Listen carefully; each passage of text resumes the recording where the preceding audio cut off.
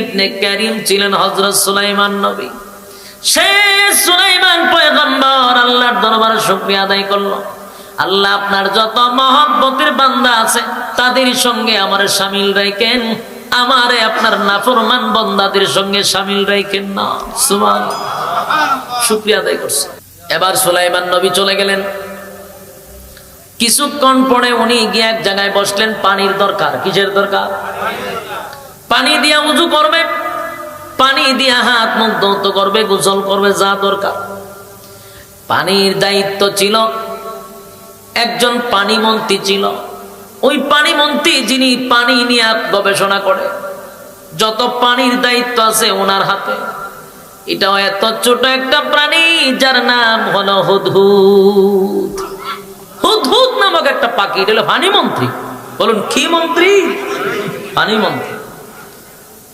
সুলাইমান নবী বলেন, ওয়াতাফাক্কাদাত তায়রা ফাকালা মা লিয়া লা আরাল হুদহুদা আম কানা মিনাল গায়িবিন। আমার কি হয়ে গেল গো, আমি তো হুদহুদকে দেখছি না। সুলাইমান নবী যেই সিংহাসনে বসত, সেই সিংহাসনের উপরে কোনো ছাদ ছিল না। সব পাখিরা এইভাবে ছাদ দিয়া রাখতো। সব পাখিরা ডানা মিলা এইভাবে থাকতো, পুরাটা ছাদ দিয়া রাখতো পাখিদের ডানা দিয়া। সুবহানাল্লাহ, চারটি গানে কথা নয়, কল্পনা করে ভেবে দেখেন, সব পাখিরা ওনাকে এইভাবে ডানা দিয়া ছায়া দিয়া রাখতো, একটা রৌদ্র লাগলে দিত না। সুলাইমান নবী তাকায়া দেখে হুদহুদ নাই, পানি মন্ত্রী নাই। পানির দরকার, পানি নাই। মেজাজ গরম হইব না ঠান্ডা হইব? মেজাজ গরম হয়ে গেল। পানির দরকার, পানি মন্ত্রী কই রে? সবাই তালাশ করে, পানি মন্ত্রীরে পায় না। সুলাইমান নবী পানি মন্ত্রীরে তালাশ করে। ওয়াতাফাক্কাদাত তায়রা ফাকালা মা লিয়া লা আরাল হুদহুদা আম কানা মিনাল গায়িবিন। কি ব্যাপার, আমার হুদহুদ গেল কোথায়? হুদহুদকে পাওয়া যায় না। রাগান্বিত হয়ে গেল, মেজাজটা গরম হয়ে গেল। বাহিনীর মধ্যে একজন যদি অনুপস্থিত থাকে, স্বাভাবিক রাগ করার কথা। রাগ করে সুলাইমান নবী খুব কেঁপে গেল। এরপরে বলতে লাগলো, লাউ আযিবান্নাহু আযাবান শাদীদান আও লাআযবাহান্নাহু আও লায়াতিয়ান্নি বিসুলতানিন মুবিন। হুদহুদ আমাকে না বলে সে আজকে এই মজমাত থেকে উদাও হয়ে গেছে। যদি আজকে আসে রে, হুদহুদকে আমি জবাই করে ফেলব। হুদহুদের দুইটা ট্যাং আমি ভেঙে ফেলব, ডানা কেটে ফেলব। রাগান্বিত হইয়া উনি খুব কেঁপে গেছে, হুদহুদরে জবাই করো। কিন্তু সুলাইমান নবী বলেন, উপযুক্ত যদি কোনো কারণ দর্শাইতে পারে তাহলে আমি তাকে ক্ষমা করে দিব।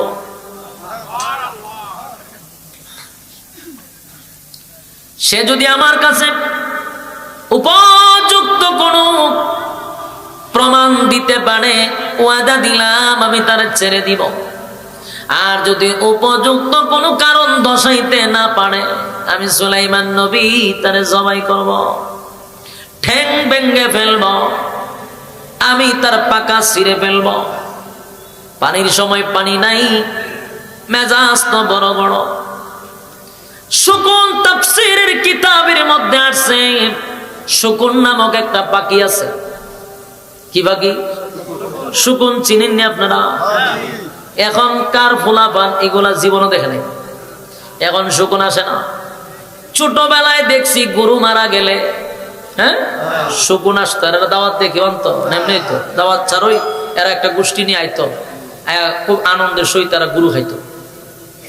কিন্তু কিয়ামতের আলামত তো মানুষ নিজেরাই এখন শুকুন হয়ে গেছে। এখন শুকুনে মানুষের ডরায়, এরা আমরা আরো বড়রা। এখন আর শুকুন আসে না। এই শুকুনের এত পাওয়ার চোখের, শুকুনের মতো পাওয়ার কোনো পাখির নাই। এত পাওয়ার সে অনেক উঁচার থেকে সে নিচের সব ক্লিয়ার দেখতে পারে। সুবহান। আর হুদহুদের একটা ক্ষমতা আছে। হুদহুদ ফানি মন্ত্রী যে এমনি না, হুদহুদ সে আকাশ থেকে তাকাইয়া পাতালের নিচে কি আছে এটা বলে দিতে পারে। পাতালের নিচে কোন জায়গায় পানি আছে মাটির নিচে এটার সন্ধান হুদহুদ দিয়া দিতে পারে। সে অনেক সময় টুট লাগায় বলে দিতে পারবে এখানে পানি আছে নিচে। এই ক্ষমতা আল্লাহ হুদহুদ নামক পাখিকে দান করছে। এই জন্য তারা পানি মন্ত্রী বানাইছে। সুলাইমান আলাইহিস সালাম শকুনকে অর্ডার করলো, শকুন তুই তো অনেক উঁচার থেকে দেখতে পারস, তোর চোখের পাওয়ার বাবা, যেখানে পাবি হুদহুদকে সেখান থেকে নিয়ে আসবি। শকুনে চিন্তা করলে একটা দায়িত্ব হয়েছে, কারণ শেষ কোনো পদে নাই, মোটামুটি আছে কিন্তু পদে নাই। কিন্তু হুদহুদ যে পাখি হে কিন্তু মন্ত্রী, হওয়ার ক্ষমতা বেশি। ছোট্ট পাখি কিন্তু মন্ত্রী তো হওয়ার বেশি। শকুনের কোনো বেল নেই। শকুনের চিন্তা যে এত বড় দায়িত্ব পেয়েছে এটা তো হাতছাড়া করা যায়। এবার শকুন উড়াল দিল, চতুর্দিকে তালাশ করতে করতে দেহে একটা রাজ্যের ভিতর থেকে এই ছোট্ট এক পাখি দৌড়ে আইতেছে। শকুনে হয়ে ধরা দরকার, জাপটা মাইরে গিয়ে ধরছে এই হুদহুদ রে। হুদহুদ ঘটনা কিরে, তোর সাহস তো কম না, একজন মন্ত্রীর শরীরে টাচ করতেছিস সাধারণ কর্মী হয়ে, ঘটনা কি? কে বলছে আমার গ্রেফতার করার জন্য? বলে বাদশা কইছে। কয় কি কইছে? তো কইছে তোমার ঠ্যাং ভাঙবো, বলছে তোমার ডানা ছিঁড়ে ফেলবে, তোমার জবাই করবে। হুদহুদ কয় আর কি কইছে? কার কিছু কইছে না, বালা করে আর কি কইছে? কইছে যদি তুমি উপযুক্ত কারণ দশাইতে পারো তাহলে তোমাকে ছেড়ে দিবে। হুদহুদে কয় হ্যাঁ, আমি যদি উপযুক্ত কারণ দশাইতে পারি আমাকে ছেড়ে দিবে। তাহলে তুই আমার শরীর টাচ করবি না, কারণ আমার কাছে উপযুক্ত কারণ আছে। সুতরাং আমাকে প্রধানমন্ত্রী, আমাকে বাদশা কিছুই করবে না। তুই যদি আমার সাথে বেয়াদবি করস, আমি মন্ত্রী তোর অস্তিত্ব রাখবো না। শুকুনে হয় ঘটনা তো সত্য, এটা পাওয়ারও আছে। যদি তার সাথে বেয়াদবি করি অস্তিত্ব থাকবো না। আমরা দেশের কোন এমপি মন্ত্রীর সাথে আমরা বেয়াদবি করে টিকতে পারবে? বেয়াদবি করার সাথে কতক্ষণ ভরে থাকবেন আপনি? নাই নাই আপনি নাই নাই নাই নাই বাংলাদেশের ভিতরই নাই। আপনি আপনার উদাও ফিরে লাগে এমপি লাগে না। এখন যদি দলের একটা চেয়ারম্যান হয়, এর যে পাওয়া, বাস্তব না বাস্তব, এর পাওয়ারের ছুটে এলাকার তখন যায় না। এমপি তো বহুত পরে, দলের চেয়ারম্যান হলি চলে, এর পাওয়ার আছে। হুদহুদকে যখন ধরতে গেল, হুদহুদ ডাইরেক্ট ডিক্লার দিয়েছে যদি বেয়াদবি করাস নেক্সট টাইমে তোর অস্তিত্ব থাকতো না, চাকরি নট। শুকুন ভাই মা বসাই দোয়া বসাই চলো লইয়া গেছে। লইয়া দেখেছে সুলাইমান নবীর তো মেজাজ খুব গরম, জিন্নাতে পর্যন্ত ভয় পায়। বুঝেননি, সব প্রাণী, সব আল্লাহর সৃষ্টি জগৎ ওনার কথা শুনে কেমন রাগী। সুলাইমান নবীর কাছে যাইব, যদি ডাইরেক্ট কাছে গিয়া বসে তো সুলাইমান নবীর রাগের বসতে যদি তাফাদা ধরতে পারে ঠান্ডা ছিড়া লেব। এই জন্য হুদহুদ তো এমনি মন্ত্রী হয়েছে না, মাথা আছে। হুদহুদ ডাইরেক্টলি ওনার কাছে গিয়া বসে নাই। উনি যেন হাত দিয়া লাগল না ভাই, এতটুক কাছে বসে, একটু দূরে বসে। সুলাইমান নবীর খুব রাগ, খুব রাগ। এখন হুদহুদ আয়াতে বসে বক্তব্য দিতেছে। فمكث غير بعيد فقال أحطت بما لم تحط به وجئتك من سبأ بنبأ يقين। এটা হলো হুদহুদের বক্তব্য শুরু হয়েছে। হুদহুদ বাদশাহ সুলাইমান আলাইহিস সালাতু ওয়াস সালাম পয়গম্বর সুলাইমানের কাছে আইসা পড়ছে। বৈশাখ প্রথমে খুব চালু মানুষ, খুব চালু পাখি। গিয়া হয় নবী গো রাগ কইরেন না, আল্লাহরে ভয় করেন। কত চালু চিন্তা করছে, পয়গম্বরে ভয় দেয় যে আল্লাহ, আপনি আল্লাহরে ভয় করেন। তো পয়গম্বর তো আল্লাহর নাম শুনলে শরীরে কম্পন সৃষ্টি হয়ে গেছে। কারণ সুলাইমান নবী রাগান্বিত, যদি ধরে দুই ডানা মাঝখানে ছিঁড়ে লাগবে। তাই প্রথমেই হিকমত করে বললেন, পয়গম্বর আল্লাহকে ভয় করেন, এত রাগান্বিত হইয়েন না। আর আমি এমন একটা তথ্য আপনার কাছে নিয়ে আসছি গো নবী, এমন একটা ঘটনা আপনার কাছে শোনাবো যা আপনি নবী হইয়াও জানেন না। এই আয়াত দ্বারা প্রমাণিত স্পষ্ট, তার মানে নবী গায়েব জানতেন। কথা কই না দি জানুন না, লোক আছে কেন? নবী যদি গায়েব জানতেন, হুদহুদেই কথা কেন বলে যে আমি যা আপনার কাছে এখন বলবো তা নবী হইও আপনি জানেন না? এই আয়াত দ্বারা প্রমাণিত নবীরা গায়েব জানেন না। আল্লাহ যা জানায় নবীরা তা জানে। এরপরও যদি কেউ নবীরা গায়েব জানে, তাহলে বুঝতে হবে এর ইমানের সমস্যা আছে। আর এখন তো আমরা দেশে এমন অবস্থা হয়েছে, নবীরা গায়েব জানতো আগে শুনছি, এখন ফিররাও গায়েব জানে, ঠিক না?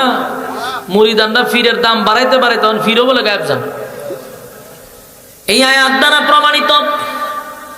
হুদহুদ সুলাইমান নবীর কাছে এসে বলে, পয়গম্বর, আল্লাহর পয়গম্বর, রাগ কইরেন না, এমন এক তত্ত্ব আপনার কাছে নিয়ে আসছি, এমন একটা ঘটনা আপনাকে শোনাবো, আপনি নবী হইয়াও জানেন না, আপনি আশ্চর্য হয়ে যাবেন।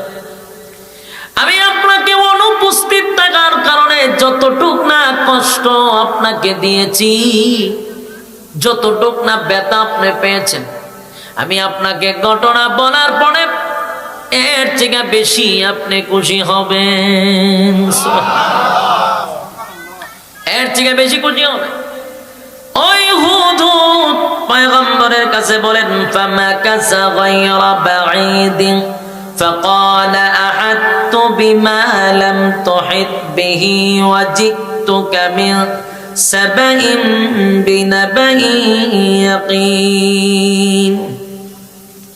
আগে নবীজি, আমি আপনাকে যে সংবাদ দিব তা আপনি শুনলে খুশি হবেন, তা আপনি আগেও জানতেন না, এমন একটা তথ্য শোনাবো। আমি সাবা নগরীর এরিয়া থেকে আসছি।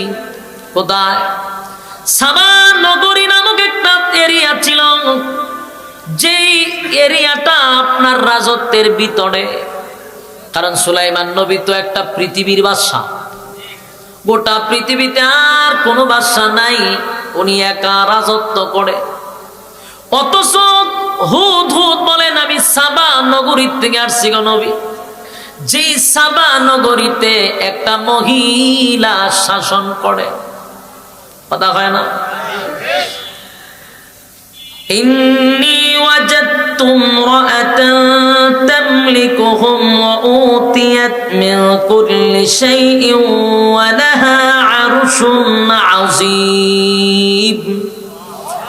সুলাইমান আলাইহিস সালাতু ওয়াস সালামকে হুদহুদ বলতে লাগলো, পয়গম্বর, গোটা পৃথিবীর রাজত্ব আপনি করেন, আপনাকে আল্লাহ পয়গম্বর বানাইছে, গোটা রাজত্বের আপনাকে মালিক বানাইছে। আপনার উপরে কোনো রাজা নাই, আপনার উপরে কোনো প্রজা নাই, আপনার উপরে পাওয়ারফুল ব্যক্তি কেউ নাই, আপনার অজান্তেও কেউ রইল না। কিন্তু আশ্চর্য হয়ে গেলাম গো নবী, আপনি বাদশা হইয়া, পয়গম্বর হইয়া যা জানেন না আমি আপনাকে তা জানাইলাম। সাবা নগরীর থেকে আমি আসছি, আমি সাবা নগরীর থেকে আসছি, কারণ আমি যখন আপনার সঙ্গে আসতেছিলাম, হঠাৎ করিয়া আমি একটা জালে আটকা পড়ে গেছিলাম। জালের মধ্যে আটকা পড়িয়া আমি কতক্ষণ চেষ্টা করলাম এখান থেকে ছুটার জন্য, পারলাম না। হঠাৎ করে যখন আমার ডানা ছুটে গেল, আমি চিন্তা করলাম একটু ঘুরতে দেই। ঘুরতে গিয়া দেখি একটা রাজত্ব আমার চোখের সামনে পড়ল। ওই রাজত্বটা এত বিশাল, আপনার রাজত্বের ভিতরে আর একটা রাজত্ব আছে, সাবা নগরী, যেখানে একজন প্রধানমন্ত্রী আছে। ওই প্রধানমন্ত্রী একজন মহিলা, সে নিজে দেশ চালায়, এই দেশটা স্বয়ং সম্পূর্ণ। ওই দেশের মধ্যে মাঠ ভরা ফসল, আল্লাহর পয়গম্বরের কাছে হুদহুদ বর্ণনা করে, মাঠ ভরা ফসল। এই দেশটার মধ্যে অস্ত্রের কোনো অভাব নাই, এই দেশের মধ্যে কোনো জিনিসের অভাব নাই, গাছ ভরা ফল, মাঠ ভরা ফসল, অস্ত্রের বল আছে, সর্বদিক দিয়া তারা ডেভেলপ, কোনো জিনিসের অভাব নাই, স্বয়ং সম্পূর্ণ একটা দেশ, পাওয়ারফুল একটা দেশ। অথচ সালা একজন মহিলা, আপনি পয়গম্বর হইয়া এই বিষয়টা জানেন না। আরো আশ্চর্য হইবেন, আরো আশ্চর্য হইবেন, এমন কিছু তত্ত্ব আপনার কাছে নিয়ে আসছি গো নবী, আরো শুনলে আরো আশ্চর্য হবেন। বলুন কার বক্তব্য? কার কার বক্তব্য চলতেছে? হুদের বক্তব্য। হুদ বক্তব্য দেয়, ইন্নী ওয়াজাদতু ইমরাআতান তামলিকুহুম ওয়া উতিয়াত মিন কুল্লি শাইইন ওয়া লাহা আরশুন আযীম। আমি আর আশ্চর্য হইছি নবী গো, ওই রানী যিনি প্রধানমন্ত্রী, ওই প্রধানমন্ত্রীর একটা সিংহাসন আছে। কি আছে? সিংহাসন আছে। যে সিংহাসনে বসে মহিলা রাজত্ব করে, ওই মহিলা একটা সিংহাসন, এই সিংহাসনটা লম্বায় হবে 40 হাত। লম্বায় কত হাত? লম্বায় 40 হাত, ফাঁসে হইল 30 হাত, উঁচা হলো 20 হাত। তাহলে 40 হলো লম্বা, পাশে হলো 30, উঁচা হলো 20 হাত। আর পোড়াটা সিংহাসন হীরা মণি মুক্তা দিয়া সাজানো।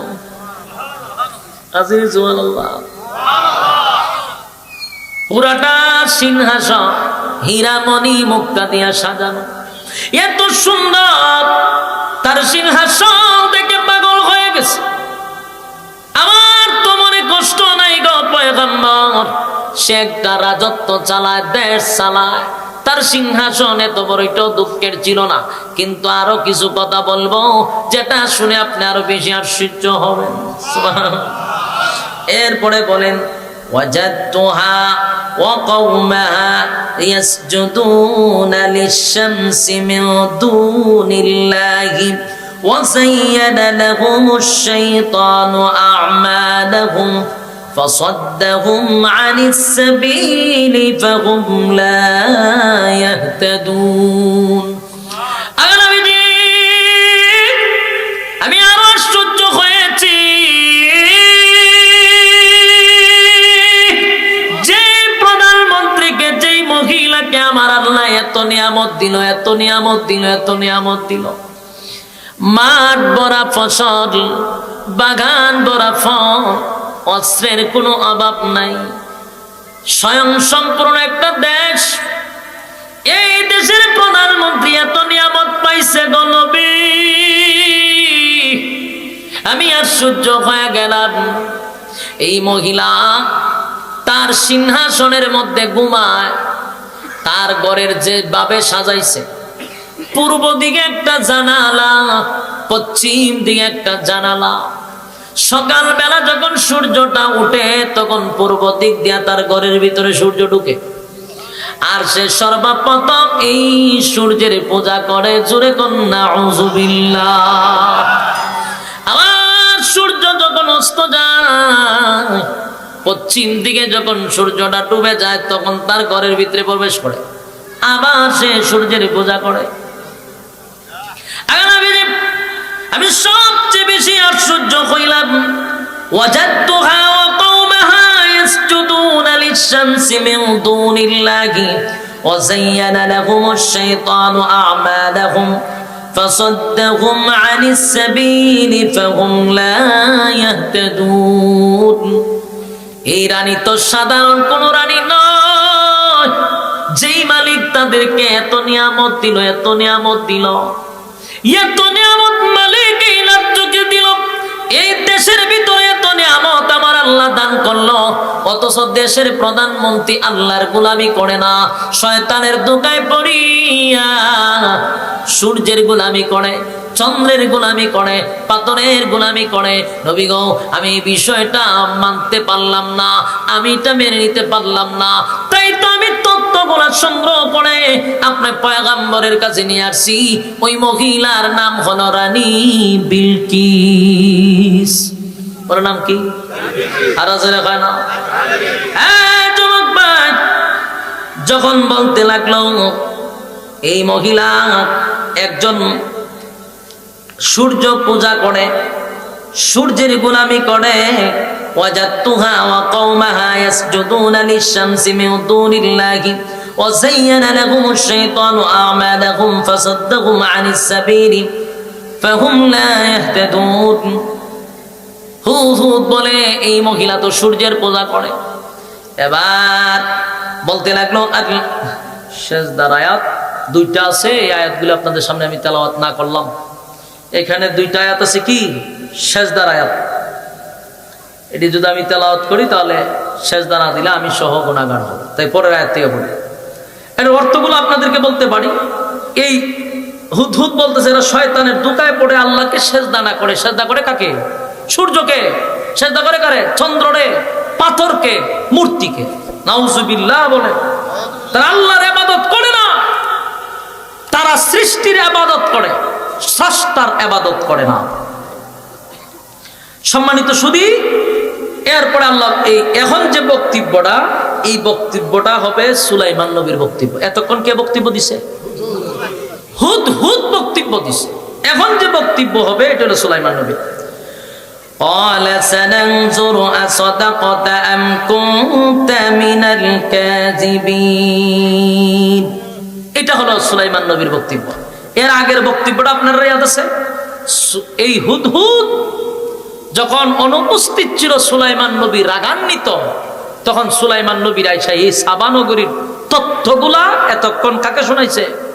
সুলাইমান নবী এতক্ষণ তার কথা শুনছিল মনোযোগ দিয়া। এখন তার কথা শেষ, সুলাইমান নবীর কথা শুরু। সুলাইমান নবী বলেন, قال سننظر أصدقت أم كنت من الكاذبين। এখন সুলাইমান নবী কয়, এই হুদ তোর লম্বা লম্বা কথা এতক্ষণ শুনছি, তুই যে সত্যবাদী না মিথ্যাবাদী আমি কেমনে বুঝবো? কারণ মায়ের খাওয়ার থেকে বাঁচার জন্য তো তুই বলতে পারস কথা না, আমি তোরে মারব, আমি তোরে হত্যা করবো, এমন কথা শোনার পরে তুই তো গল্প বানাই আমার কাছে বলতে পারস। তাই আমি তোর কথা কতটুকু সত্য না মিথ্যা আমি কেমনে বলবো? তাই তো সুলাইমান নবী বলেন, قال سننظر أصدقت أم كنت من الكاذبين। তুমি সত্যবাদী না মিথ্যাবাদী আমি কেমনে বলবো? তোমার কথা কতটুকু সত্য এটা তো আমি বুঝতে পারতেছি না। কথা ঠিক নেই। তাই বলেন, ইযহাব বিকিতাবি হাযা ফাআলকিহ ইলাইহিম সুম্মা তাওয়াল্লা আনহুম ফানজুর মাযা ইয়ারজিউন।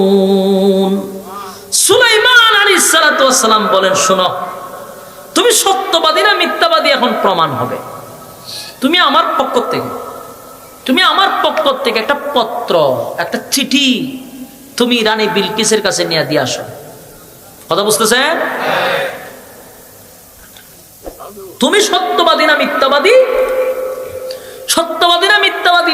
সুলাইমান আলাইহিস সালাতু ওয়াস সালাম যখন চিঠিটা হুদের কাছে দিল, হুদ লইয়া চলে গেল রানী বিলকিসের একেবারে খাস কামরায়। বলুন তো দেখি, বাংলাদেশের একজন প্রধানমন্ত্রী যেই ঘরের ভিতরে রাত্রের বেলা ঘুমায়, সেখানে সিকিউরিটি কি পরিমাণ? কথা দেখুন না। আপনারা আমার ওয়াজ বুঝতেছেন? খারাপ লাগতেছে? এটা খারাপ লাগবার ওয়াজ না তো। এই ওয়াজ করছি কেউ কাছে খারাপ লাগছে আমার মনে হয় কোন শ্রোতা উড়েও না এটার সময়। এটা তো মজার আলোচনা, মনোযোগ দিয়ে শুনতেই। আর প্রতিটা কথা কোথার থেকে হচ্ছে? কোরআন থেকে। সুতরাং গিচ্ছা তো কোরআনে আছে। কাল্পনিক গল্প গাঁজাখুরি গাঞ্জাখুরি কথা কেন শুনবেন? কথা কন না। আমরার দেশে খালি গিচ্ছা গাই নিল, বাবাদের গিচ্ছা, দাদাদের গিচ্ছা, আর কাল্পনিক যত আছে। খবর থেকে লাশ উঠতে দৌড় মারছে, লাশ পড়ে গেছে নিচে, এই খান্দায় মান্দায় শেষ। আমার কথা হলো ভাই, গিচ্ছা কোরআন থেকে মানুষ মজা পাবে। আর প্রতিটা অক্ষরে অক্ষরে 10টা করে নাকি আপনাদের আমলনামায় ঢুকতেছে। যতগুলো আয়াত আপনাদের শোনাচ্ছি, প্রতিটা অক্ষরে 10 করে নাকি পাচ্ছেন। তাহলে উভয় দিকে আপনার লাভবান। তাহলে কাল্পনিক গাঞ্জাগরি কথা শুনে লাভ আছে?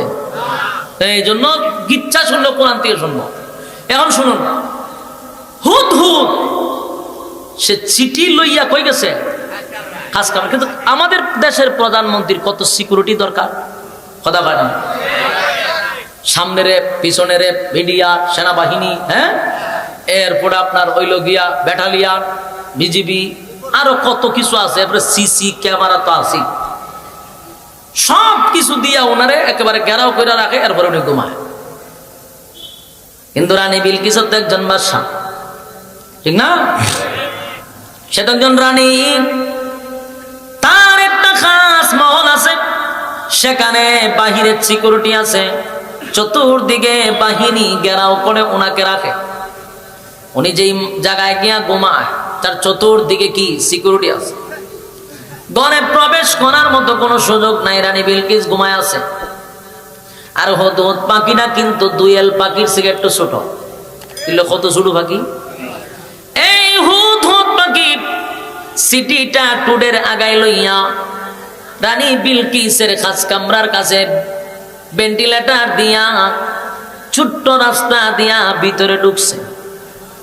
ভিতরে ঢুইকা দেখে রানী বিলকিস রাজকীয় হালতে ঘুমায় আছে। রানী তো রানী ঘুমায় আছে। হুদহুদের চিঠিটা লইয়া রানী বিলকিসের বুকের উপরে রেখে দিছে। রাইকা কিন্তু সে যায় নাই, বেলকনিতেও বসে রয়েছে, বৈশা সব দেখতেছে। ঘুম থেকে যখন রানী বিলকিস জাগ্রত হইল রে, জাগ্রত হইয়া দেখে বুকের উপরে চিঠি। বলুন তো দেখি, আশ্চর্য হওয়ার কথা নেই? আপনি চিন্তা করবেন, আপনি যদি ঘুমান, আপনার ঘরে যদি চিঠি পান, চিন্তা করবেন আমার ঘরের ভিতর দিয়া দরজা লাগানো, ঢুকলো কেমনি? রানী বিলকিস তো একজন সাধারণ কোন নারী নয় গো,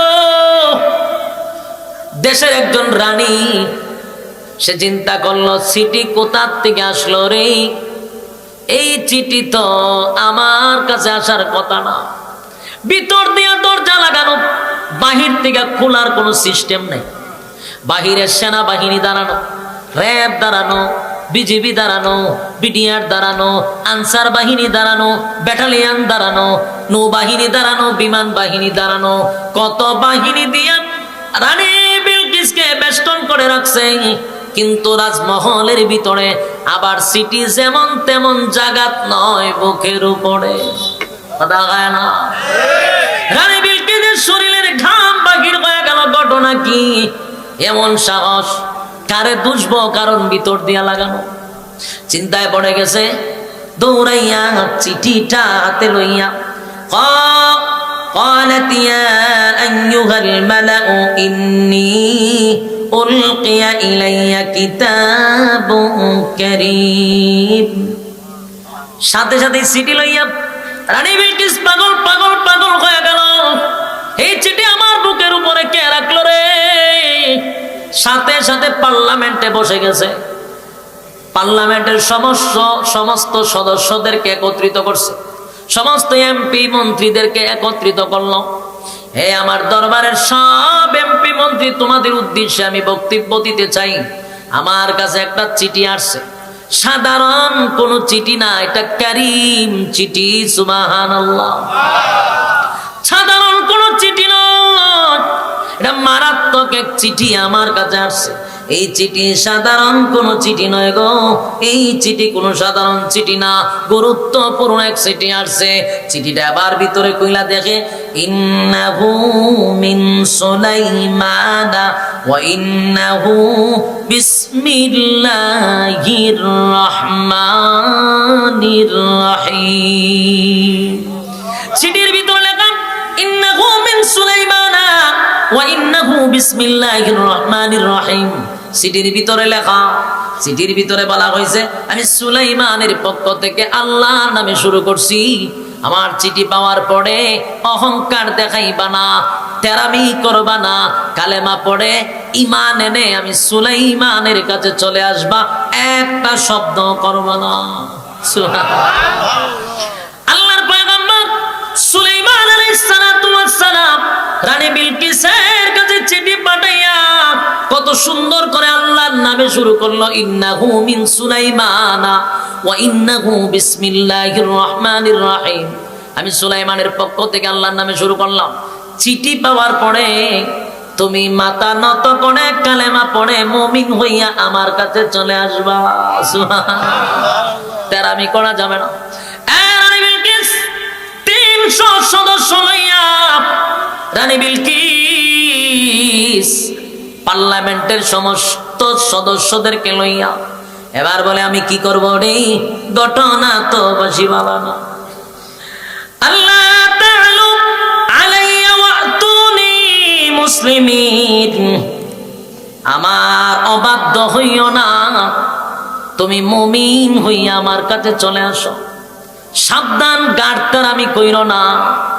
আল্লাহর নবী সিটির মধ্যে ইন্নাহু মিন সুলাইমান ওয়া ইন্নাহু বিসমিল্লাহির রহমানির রহিম, আমি আমার পরম করুণাময় আল্লাহর নামে শুরু করলাম। শুরুটা করছি আমার মালিকের নাম দিয়া।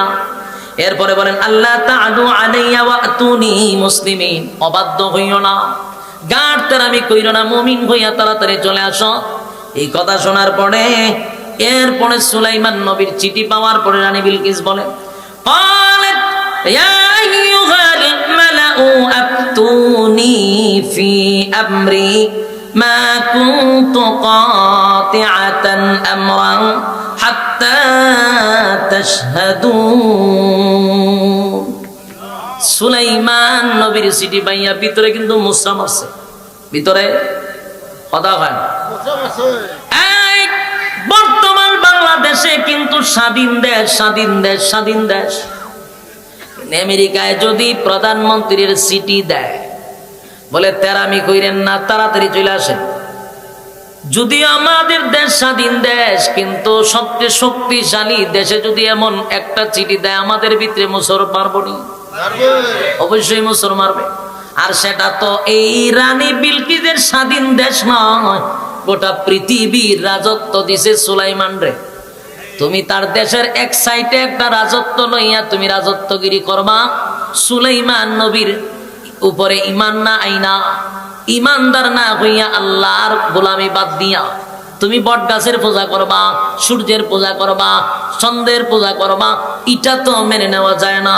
তাই সুলাইমান নবী বলেন, গাঁট তারামি করিস না, তাড়াতাড়ি আয়। সুবহানাল্লাহ। রানী বিলকিস 300 সদস্য লইয়া, 300 সদস্য লইয়া পাগল পাগল হয়ে গেল রে। এখন কি করা যায়? 300 সদস্যের কাছে পরামর্শ চাইলো, আমি এখন কি করি?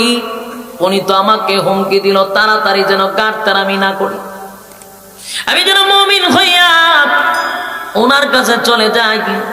এ আমার দরবারের এমপি মন্ত্রীরা তোমরা কি বলো? পরামর্শ করে না?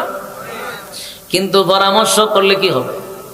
তেল মারান্না লোক আছে, তেল মারুন্না কিছু লোক আছে দেখবেন না, তারা তেল মারে, এমন মারা মারে বোঝা যায় এটা তেল মারে, 100% বোঝা যায়। রানী বিলকিস তেল মারা শুরু করছে। হয় বাদশা রানী, আপনি আমাদের রানী, খালি অর্ডার দেন, আমাদের অস্ত্র আছে, আমাদের অস্ত্র আছে, আমাদের ধন সম্পদ আছে, আমাদের সৈন্য আছে, বাহিনী আছে, মোকাবেলার করার মতো আমাদের শক্তি আছে, আমাদের বুদ্ধি আছে, আমাদের মেধা আছে, পারমাণবিক অস্ত্র আছে, সব আছে, খালি অর্ডার দেন, সব ধ্বংস করে না।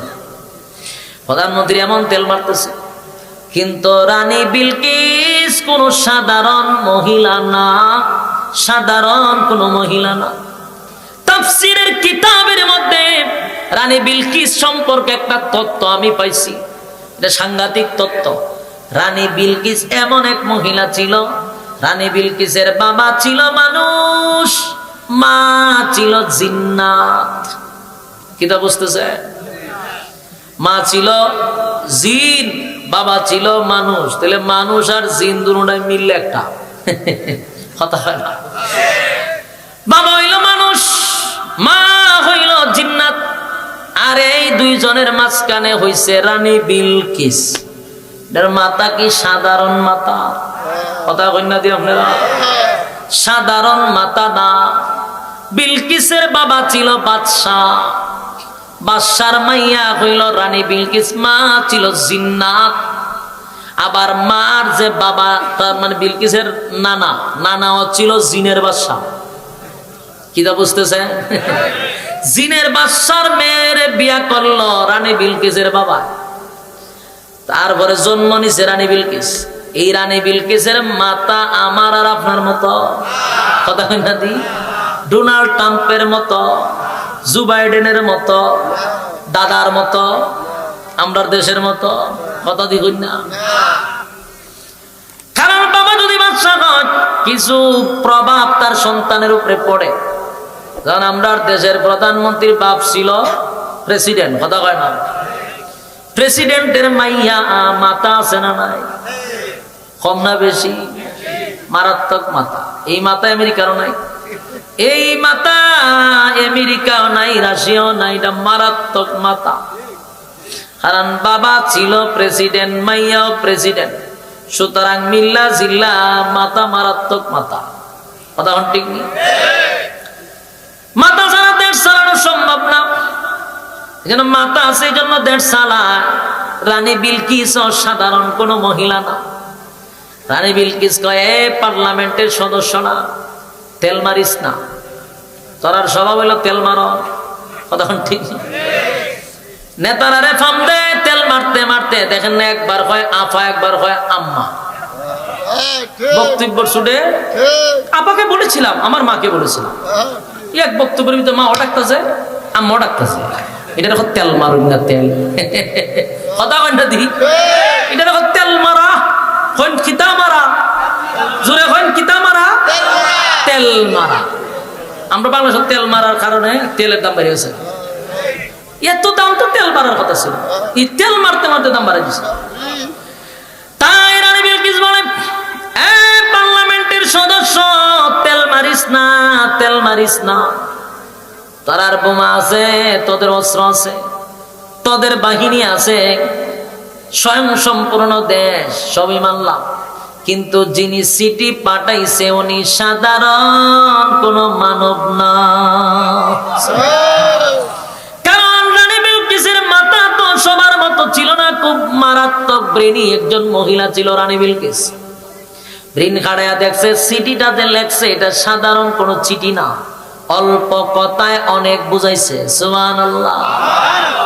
রানী বিলকিস কয় আমি 100% নিশ্চিত, যদি সুলাইমান, যিনি চিঠি পাঠাইছেন ওনার নাম সুলাইমান আলাইহিস সালাতু ওয়াস সালাম, কিন্তু রানী বিলকিস বলেন সুলাইমান উনি যদি পয়গম্বর হয়, উনি যদি নবী হয়, তাহলে ওনার সঙ্গে যুদ্ধে যাব না, পয়গম্বরের সঙ্গে যুদ্ধ করে পারবো না।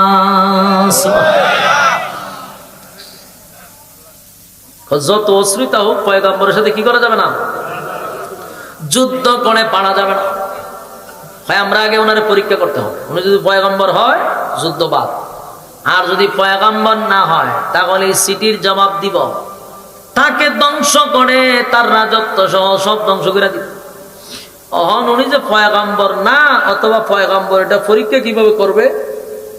এখন পরীক্ষা হইল যে আমরা ওনাকে লোভ দেখাবো, আমরা ওনাকে কিছু দিব, হাদিয়া দিব, দিলে কিন্তু মানুষ নরম হয়ে যায়। আপনারা দিয়ে আমার কথা মনে বুঝছেন না, কিতাব বুঝছেন, আমি খোয়া পাই যাওয়ার পরে ঠিক করবে বলো যে আপনি জানগার পরে কমনে তাহলে হইতিব তো। বলুন তো দেখি, হাতিয়া দেওয়া নেওয়ার মধ্যে নরম হরণ যায়নি? উজুরও ভাড়া যায়, পাবলিক তো বড় কথা, উজুরও এক ডিম আর বিরিয়ানি খাওয়ারই যথেষ্ট, জান্নাতের টিকিট আপনাকে দিয়ে দেব। বেশি কিছু লাগে? ডিম আর বিরিয়ানি, জান্নাতের টিকিট। এই জায়গার মধ্যে রানী বিলকিস কয় উনি কি আল্লাহর পয়গম্বর না দুনিয়াদারি, এটার একটা পরীক্ষা নিতে হবে। যদি পরীক্ষায় ফেল করে যুদ্ধ পরের দিন ঘোষণা করে দিব, আমরা ওনাকে কিছু অর্থ দিব। যদি লোভ ওনার ভিতরে ঢুকে যায় তাহলে আমরা ওনাকে কাবু করে ফেলব। সবাই বসে পরামর্শ করলো, কারণ সবাই কথা নিয়ে আপনি যেমনি বুদ্ধি দিবেন এমনি কত শোন, আমরা 300 পার্লামেন্টের সদস্য ওনার কাছে যাব, প্রত্যেকের এক হাতে থাকবে স্বর্ণ, স্বর্ণের ইট, আরেক হাতে থাকবে রূপার ইট। তাইলে কয়টা হইব? 600। 300 স্বর্ণের ইট, 300 রূপার। এইগুলা লইয়া ওনার কাছে যাব। উনি এত স্বর্ণ দেখে যদি ওনার মাথা ঠিক না থাকে, হুশ হারায় ফেলে, বুঝবো উনি দুনিয়াবি। ওনার কাছে এগুলো দিয়া আমরা আইসাই পরে যুদ্ধ শুরু করে দিব। এই হলো রানী বিলকিসের সিদ্ধান্ত। এমন একটা সিদ্ধান্ত নিল যে আপনার কথা ঠিক। আগে তো বুঝতেইব ওনার শক্তি কতটুকু, ওনার সাথে আমরা পারবো কিনা, ওনার অবস্থা দেখতে আমরা যুদ্ধ শুরু করতাম। তাহলে আগে ওনারে চিনতে হবে উনি কি পয়গম্বর কিনা। যদি উনি পয়গম্বর হয় তাহলে উনি এই সমস্ত স্বর্ণের লোভ ওনার ভিতরে থাকবে না। ঠিক আছে, 600, 300, 300, 600 ইট এরা রেডি করছে। আর এই যে এরা এতগুলা পরামর্শ, এতগুলা কথাবার্তা হচ্ছে, সব কিন্তু হুদহুদ শুনতেছে। হুদহুদ কি গেছে গা? হুদহুদ যায় নাই। সুলাইমান নবী আগে কইছে কি হয় না হয় সত্যত্ব লইয়া বেরোলে ঠ্যাং গেলাম পাই দিয়া। তুই সত্যবাদী না মিথ্যাবাদী আমি কেমনে জানতাম? এখান থেকে প্রমাণ হবে তুই কতটুকু সত্যবাদী। হুদহুদ গেছে না, সব তত্ত্ব লইছে এবং লিখে লিখে রেখে দিছে। এবং ইট দিয়া যে স্বর্ণ বানাইব সেই ইটের ফর্মা শুদ্ধ লই আইছে। এর নাম হইল পিএস। এবার হুদহুদ কয় এখন যাওন যায়। হুদহুদ উড়াল দিয়া প্রায় 2000 কিলোমিটারের রাস্তা। কথা বুঝতেছেন? 2 মাস কি 4 মাস, কিতাবে আসছে 6 মাস, ধরে না 4 মাস। 4 মাসের রাস্তা। কয় মাসে? 4 মাসে। আপনি কিন্তু হাঁটতে হাঁটতে এখান থেকে হাঁটতে হাঁটতে আমরা মদিনা যাইতে পারি সর্বোচ্চ আমাদের 8 মাস 7 মাস লাগে। বাংলাদেশ থেকে হাঁটতে গেলে কয় মাস লাগে? 7-8 মাস লাগতে পারে। হাঁটতে গেল, আপনি হাঁটতে গেলে, এখনো হাঁটতে গেলে। কিন্তু তখনকার যুগে 5-6 মাসের রাস্তা ছিল। চিন্তা করছেন কত দূর? কথা বল না দি, এত দূরের রাস্তা হুদহুদ আইসা পড়ছে। আইয়া এই সব তত্ত্ব যা যা ঘটছিল, কিতা দেখছে, কিতা করছে, সব ডিটেলস বর্ণনা করছে সুলাইমান নবীর কাছে। সুলাইমান নবী এরা সিদ্ধান্ত বুঝে নিছে, আমার এখন ইট দিব স্বর্ণের। জি, আর কি দিব? রূপার ইট আর স্বর্ণের ইট। কয়টা দিব? 300 স্বর্ণ 300 রূপা। আপনার পরীক্ষা করতে হইতেছে। সুলাইমান নবী কয় ইটের পর মানচত। জি লইছি, তো বুদ্ধি আছে। সুলাইমান নবীর আল্লাহ কিন্তু সাধারণ কোন বাদশা বানান নাই। প্রথমই ভূমিকাতে কইছি, উনার আগেও এমন রাজত্ব আল্লাহ কেউ দেয় নাই, উনার পরেও। সুলাইমান আলাইহিস সালাতু ওয়াস সালাম হুদহুদের বক্তব্য শুননা কয় আমারে কত ইট দিব? 600। 300 স্বর্ণ 300 রূপা। সুলাইমান নবী কয় এ হুদহুদ, রানী বিলকিস যে সময় রওনা দেয় আমারে জানাইবি। হয় অলরেডি রওনা দিয়া দিছে। রওনা যদি দিয়া দেয় আসতে তো 3-4 মাস লাগবে হজি। এবার সুলাইমান আলাইহিস সালাতু ওয়াস সালাম জিন্নাতরে ডাক দিছে। কারে? জিন্নাত, ওনার বাহিনী। বড় বড় জিন্নাতরে কই দিগা তোরা সমুদ্রের নিচে যাইবে, গিয়া স্বর্ণ লই আইবে। কোথা যাইত? সমুদ্রের নিচে আল্লাহ এমন সম্পদ রাখছে, স্বর্ণের পাহাড় আছে, বড় বড় পাহাড়, যেটা আমরা জানি না, জিন্নাতরা জানে। স্বর্ণের বড় বড় পাহাড়। সুলাইমান নবী বলেন এই পাহাড় গুলা সব নিয়ে আয়, স্বর্ণের সব পাহাড় লই আয়। সুবহানাল্লাহ। জিন্নাতের লেগে ব্যাপার? হ্যাঁ, জিন্নাতের লেগে ব্যাপার নেই। পাহাড় ভাঙে লইব আপনার কাছে, ইলতো না। আল্লাহ এই জিন্নাতের ক্ষমতা দিছে। সুলাইমান আলাইহিস সালাতু ওয়াস সালাম জিন্নাতগুলিকে পাঠাইলো স্বর্ণ সংগ্রহ করার জন্য। জিন্নাতরা সাগরের ভিতরে ডুব মারল। তারপরে স্বর্ণ সংগ্রহ করতে লাগলো। এক জায়গায় বিশাল স্বর্ণের স্তূপ হয়ে গেছে, পাহাড় হয়ে গেছে। এবার আল্লাহর নবী বলেন, এ জিন্নাতেরা, এই নে ঈদের ফরমা, এই ফরমা অনুযায়ী ঈদ বানাইতে থাক। সুবহানাল্লাহ। ঈদ বানাইতে শুরু করলো, ঈদ বানাইতে শুরু করলো। প্রায় 100 কিলোমিটার রাস্তা।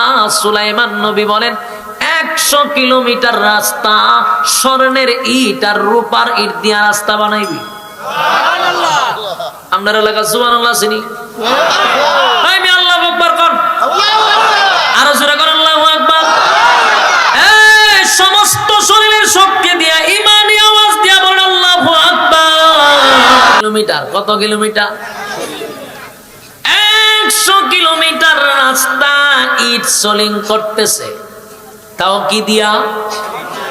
স্বর্ণ রূপা দিয়া। সাধারণ কথা। আমেরিকারে দিলাম দায়িত্ব, রাশিয়ারে দিলাম, সারা পৃথিবীর দায়িত্ব দিলাম, 100 কিলোমিটার রাস্তা এরা বানাইতে পারবে ইট সোলিং স্বর্ণ দিয়া? পারলে একজন দেখা। এই কারণেই বলছি, সুলাইমান নবীর যে বাদশা রাজত্ব দিছে, আল্লাহ পৃথিবীতে কাউরে এই রাজত্ব দেয় নাই। 100 কিলোমিটার রাস্তা ইট সোলিং করছে শুধু স্বর্ণ আর রূপা দিয়া। তারা যেই রাস্তা দিয়া আসবে, যেই রাস্তা দিয়া তারা আসবে, এই রাস্তাটা ইট সোলিং করছে স্বর্ণ রূপা দিয়া, সাজাইছে চতুর্দিকে। এরপরে সুলাইমান নবী বলেন, এই রাস্তার উপরে তোমরা গরু ছাগল গুলা বেঁধে দাও। আমার কথা বুঝতেছেন? এই রাস্তার মধ্যে গরু ছাগল বেঁধে দাও, যেন গরু ছাগল তারা পায়খানা প্রস্রাব করে ইটের উপরে। চতুর্দিকে গরু ছাগল বাধ্যা দিল। গাদা বড়ি বেকরা, ছাগল বড়ি বেকরা, বকরি টকরি যা আছে তা নাকি তখন আমরা ছাগলটা বকরি হইনি, বকরি, গরু, ভেড়া এগুলো বেঁধে দিছে। প্রস্রাব করতো, পায়খানা করতো, যাতে এরা বুঝাইয়া প্রস্রাব পায়খানা করার জন্য এই ছাগল টাগল গরু টুরু সব বাইন্দা দিছিল।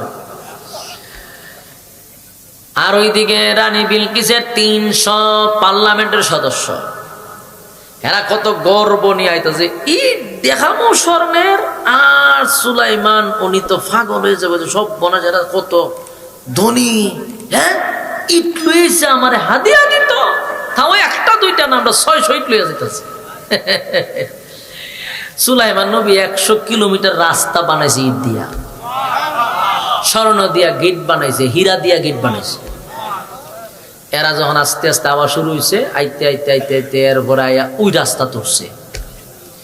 রাস্তা তুইটা এরা নিচে একবার চাই, উপরে একবার চাইতা করে, এরাও তো মাথা নষ্ট হয়েছে। এটি কি তারি হইডি তো শোনো শোনো লাগে, ঘটনা কি তা? রাস্তা দিয়ে স্বর্ণে সব কনা মাথা নষ্ট পুরা। একবার স্বর্ণে তার দেয়, একবার রুফা তার দেয়, আবার দূরে মারে কেন ফিরে যাবে, সব বনা আছে স্বর্ণ করে রয়েছে। এরা লাফায় লাফায় যায়। আর সুলাইমান নবী আগেই বলছে পুরা রাস্তা কমপ্লিট করার পরে 600 ইট মাঝখান থেকে একটা একটা করে উড়াই লইবি, একটা রূপা একটা স্বর্ণ মাঝখান থেকে একটা একটা করে উড়াই লইয়ে পড়বি। এরা রাস্তা সব কমপ্লিট করছে ঠিক, 600 ইট একটা করে কিন্তু উড়াইয়া সুলাইমান নবীর লোকেরা নিয়ে গেছে, আগুই লিয়ে গেছে। মানে এরা যখন রাস্তা নামছে, লাইমাই এত সুন্দর রাস্তা, তাও স্বর্ণ আর রূপা দিয়া বানানো, কিন্তু দুঃখের বিষয় হলো গরু ছাগলে প্রস্রাব করতেছে, গরু ছাগলে এখানে পায়খানা করতেছে। মানে এরা একবার মাটিতে পড়ে খায়, সব বনা স্বর্ণের মধ্যে প্রস্রাব করে, স্বর্ণের মধ্যে পায়খানা করে। ঘটনা কি তারে? এমন কিছুক্ষণ যাওয়ার পরে দেহে একজনে কয়, দাঁড়াও, মান সম্মান ইজ্জত আমরা সব গেল, আমরা সব গেল। বলে কে রে?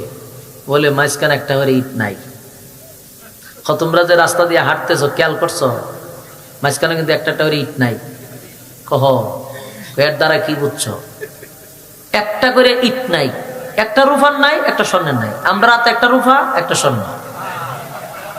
আমরা যদি এই ইট আর এই রূপা স্বর্ণ লইয়া যদি বাদশার দরবারে গিয়ে খারো নির্গাত, তারা কইব যে আমরা রাস্তার থেকে চুরি ঘিরে আনছি। ঠিক ঠিক, কারণ ফরমাও এক, ইট যে এক মাপের বানাখানি, আর ফরমা দিয়ে ইট বানাইছে। সুতরাং এখন মাঝখানে একটা করে ইটও নাই, আমরা তো গর্ব করে ইট লয়ে যাইতেছি বাদশারে উপহার দিব, কিন্তু বাদশার রাস্তার মধ্যে গরু ছাগলে প্রস্রাব করে স্বর্ণের মধ্যে। এই জিনিস আইনা দিতাম আমরা রে উপহার হিসাবে। আচ্ছা আপনারা কন্ত দেখি, আপনারা বাড়ির যে বেড়ে গেছে ইট সোলিং করা হয়। কারণ আমি হবিগঞ্জ থেকে আইবার সময় আরো কিছু দল বললে আজকে কমিটিতে এমন একটা চমক দেখামো, আমরা হবিগঞ্জের সেরা ইট লইয়া যাবো। ইট লইয়া গেলে পরে আশ্চর্য হয়ে যাবো, সব কোনাস ইট লইয়াইছে আমরা লেগে। কিন্তু রাস্তার মধ্যে তো অনেক অনেক ইট এমন থাকে না, ইট সোলিং করলে অনেকে লইয়া জায়গা। আমি লইয়া গেলে আপনারা চিন্তা করবেন যে নির্গাত রাস্তার থেকে ইটটি তুইলা লইছে, তখন একটা সুর সুর বাপ লাগতো না? নিজের একটা অপরাধী মনে হবে যে আনলাম তো অভিগঞ্জ থেকে, কিন্তু বাপ বতনটা চুরি করে আনছে। ঠিক রানী বিলকিসের সমস্ত দল বলের কি অবস্থা হয়েছে। এরা লজ্জায় চিন্তা করতে যে আমরা যদি যাইতা যে আর দিয়ে মাঝখানে একটা করে ইট নাই, আমরা যদি গিয়ে রাজ দরবার ঢুকি আর আমরা হাতে ইট দেখে আমরা চুরির অপরাধে অন্তত কয়েক বছরের জেল হইব, মান সম্মান তারা। আমরা এরা যদি কই দেশ থেকে আনছি তাও বিশ্বাস হবে না, ফর্মা এক, কালার এক, ডিজাইন এক, সব এক, আমরা কইলে লাভ হইব কি? ঠিক নেই। রানী বিলকিস তাড়াতাড়ি এক কাজ করে, যারা যারা এই ডান্স সব দেখানো যায় না, খালি গান লাগাই দিয়া যা। যে এই ডান্সি এরা রাস্তার মধ্যে একটা একটা লাগাইতে লাগাইতে এরা খাম করতে করতে এরা জানার খাম শেষ 600 ইট আগে লাগাই শেষ করছে।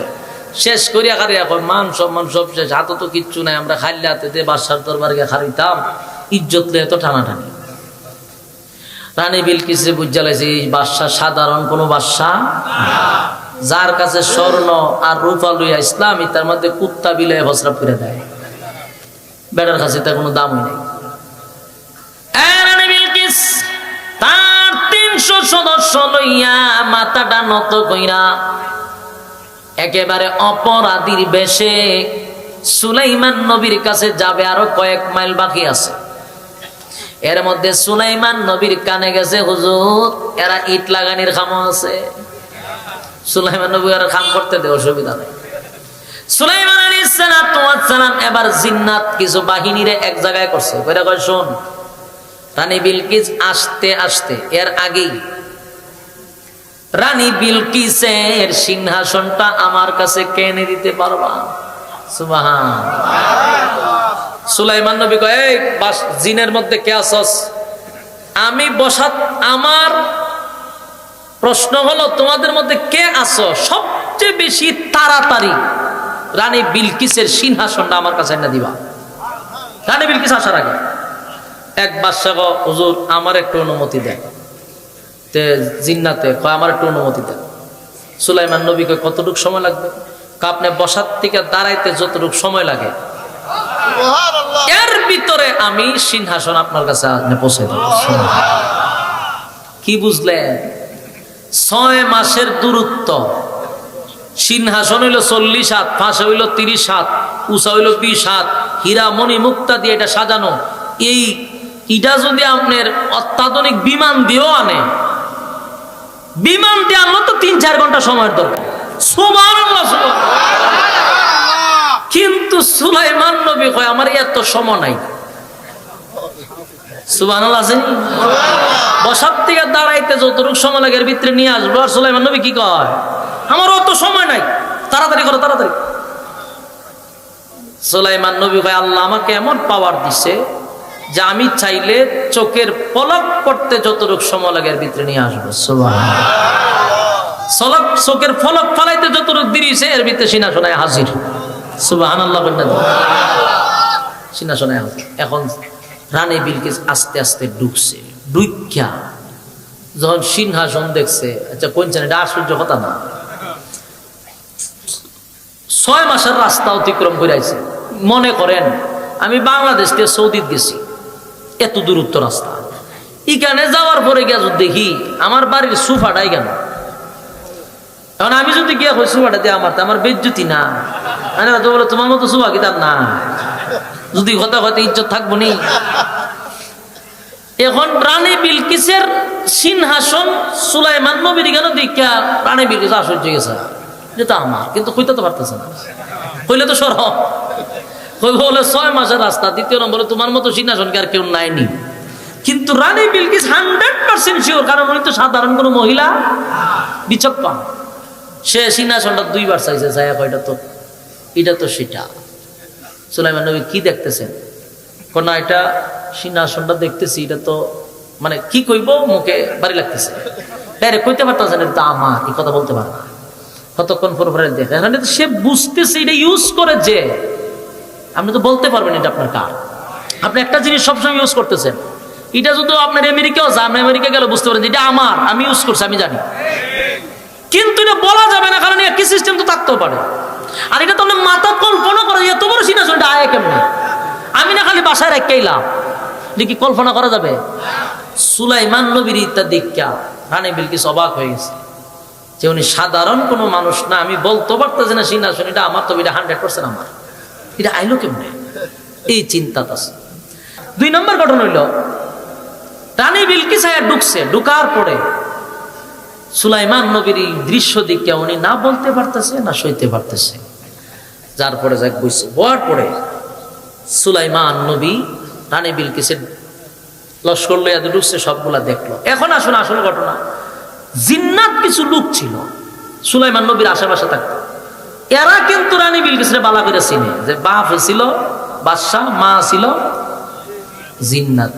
এখন জিন্নাতরা পড়ছে টেনশন, যদি সুলাইমান নবী আবার এটারে বিয়া করে, বিয়া করলে তো আমরা পুরো মুসিবত। কারণ জিন্নাতের যত খাসলত আছে সব রানী বিলকিস জানে, আমরা তো সুলাইমান নবীর কাছে ধরা পড়ে যাবো, ফাইজলামি টাইজলামি যাবি করি, মানে এই মহিলা থাকলে আমরা ধরে নেব।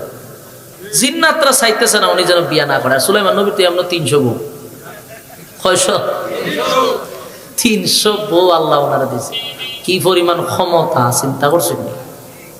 সুবহানাল্লাহ, পারি গিয়া মাহফিলে তো সব কম জানাইলে হইলাম না বুঝা নিয়ে। সুলাইমান নবীর এমনি 300 বউ, আবার রানী বিলকিস সাধারণ একজন রানী, দেখতেও চমৎকার, কেমন রূপ আল্লাহ দিছে রানী বিলকিস রে, বলা যাবে না, এত সুন্দর চমৎকার চেহারা। জিন্নাতরা পড়ছে মুসিবত, যদি বিয়া করে তা আমরা যাও ফাইজলামি করি, সব ধরা পড়বে, বাটপারি সিটা। এরা কি করছে গিয়া সুলাইমান নবীর কাছে, ওই যে কুটনা লাগায় আমরা দেশে কয়, বিয়া বাইঙ্গা দেখে আপনার কিতা করে কুটনিয়া লাগাই দিছে। হয় হুজুর, রানী বিলকিস কিন্তু ওনার ভাই কিন্তু বড় বড় ফসল আছে, আমি বিয়া করেন না। সুলাইমান নবীর আশ্চর্য, কিরা আমি তো এর বিয়ার করার কথা কইছি না, এরা তো আগে দিয়ে আমার বিয়া করতাম না, ঘটনা কিতা সন্দেহ লাগি আছে। সুলাইমান আলাইহিস সালাম হইল পয়গম্বর, সাধারণ কথা না, আবার বাদশা, আবার ওই দিকে হইল রানী বিলকিস, উনিও বাদশা। সুলাইমান নবী চিন্তায় পড়ে গেল, আমি তো বিয়ে শাদীর কথা বলি নাই, তাহলে জিন্নাতরা আমার আগে বিয়া করেন না, ঘটনা কিতা সন্দেহ লেগে গেছে। এরা কইছে হুজুর, রানী বিলকিসের পায়ের ভিতরে কিন্তু পশম আছে, জিন্নাতরা পশম তাই বড় বড়। সুলাইমান নবী চিন্তা করছে রানী বিলকিস তো জিন্নাত, এরা মানুষ না, তো জিন্নাতরা তো আর বিয়া করেন যেত না, তখন ঠিক নেই। জিন্নাতরে কি বিয়া করার যাব? মানুষ তার জিন্নাতরে বিয়া করতে পারে, মানুষ হইলে না বিয়া করতাম, মন্দির যদি বলে জিন্নাতের বিয়া করুন কেমনে। কিন্তু সুলাইমান নবীও মারাত্মক। সুলাইমান নবী জিন্নাতরা কই দিকে, আমার একটা রুম আছে, খাস কামরা আছে, তোরা সীসা নিয়ে আয়, সীসা গলাইয়া তারপরে ফ্লোর টাইলস কর। সুবহান। সূরা নামলের তাফসীর করতে মিনিমাম 2.5 থেকে 3 ঘন্টা বললো, আপনাদের পিপাসা নিবারণ হবে না, আর অনেক কথা, কিন্তু মাঝখান দিয়ে আমি শর্ট করেও কভার দিতে পারতেছি না, কারণ অনেক দূর থেকে আইছে।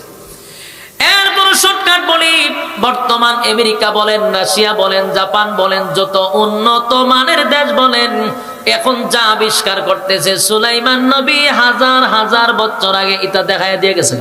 সুবহানাল্লাহ। এমন একটা টাইলস করছে, ফ্লোর এমন ভাবে টাইলস করছে, যে টাইলস এখনকার যুগের আমেরিকাও পারবে না। উনি যে টাইলস করছে এখনকার যুগে, এটারে বাই করছে রেক্সকিনের মতো, কিন্তু অরিজিনাল ওনার মতোই টাইলস এখনো বানাইতে পারে নাই, কিয়ামত করতে তো পারবে কিনা আল্লাহ ভালো জানে। সুলাইমান আলাইহিস সালাম সীসা দিয়ে এমন টাইলস করছে, ফ্লোরটারে টাইলস কইরা এরপরে রাখছে। রানী বিলকিস রে ওই ঘর থেকে এই ঘরে আমন্ত্রণ করছে, আপনি এই রুমে বসেন, এমন টাইলস করছে বোঝা যায় এটা দিয়া পানি ধরতেছে, পানি ঢেউ খেলতেছে, বোঝা আসলে পানি নাই, কিন্তু ঢেউয়ে দিতেছে পানি। সুবহানাল্লাহ। হাজার হাজার বছর আগে এই প্রযুক্তি, চিন্তা করা যায়। সুলাইমান নবীর টাইলস দিয়া এমন ভাবে হাঁটলে বোঝা যাবে না যে পানি মানে ঘন্টা পর্যন্ত, কিন্তু আসলে পানি না, বোঝা যায় পানির মধ্যে হাঁটতেছে। রানী বিলকিসের জন্য কামরা রেডি করছে। রানী বিলকিস যখন ঘরের দরজাটা ঢুকবার সুলাইমান নবী উগানো বৈশা দরজা বরাবর চুপ করে, কারণ ঢুকবো তুই দরজা দিয়া, এটা তো পুরাটা পানির মতো বোঝা যায়, যে কোনো মানুষ ঢুকতে গেলেই কিন্তু কাপড়টা আলগে দিতে হবে। আমার কথা মনে বুঝছেন না? যখন আমরা দেখুন এক জাত পানি, তখন প্রথম আমরা কিতা করি, কাপড়টা একটু আলগে মারি। সুলাইমান নবী একটা দরজা বরাবর বয়ে রয়েছে, রানী বিলকিস যখন এদিকে দরজাটা ঢুকবো তো পানি দিকে তো কাপড় আলগে দিব। বাস যখন যেই ঢুকছে রানী বিলকিস মনে হচ্ছে পানি, মনে করে কাপড় আলগে দিছে, দিয়া ডুববো। সুলাইমান নবী কয় কাপড় আলগে দেওয়া লাগবে না, লামা, কারণ এটা পানি না। সুবহান। এখানে কিন্তু সুলাইমান নবীর কাছে রানী বিলকিস একটা লজ্জা পাইছে মারাত্মক।